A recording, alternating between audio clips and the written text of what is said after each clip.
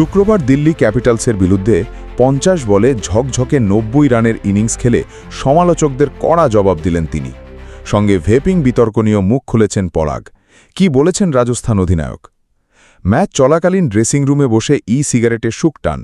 এরপর বিসিসিআইয়ের শাস্তির কোপে পড়তে হয় তাকে। তার উপর ব্যাট হাতেও ধারাবাহিক রান না পাওয়ায় চাপ বাড়ছিল রাজস্থান রয়্যালস অধিনায়কের উপর।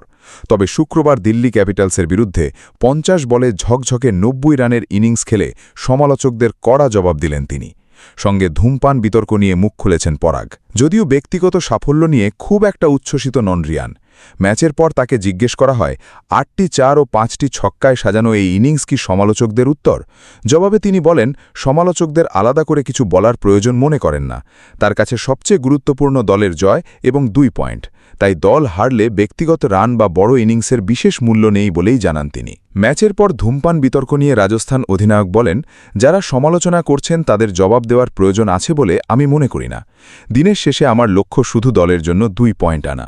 তিনি আরও বলেন, আমরা যদি ম্যাচ হেরে যাই তাহলে আমার রান বা ব্যক্তিগত ইনিংসের কোনো গুরুত্ব নেই।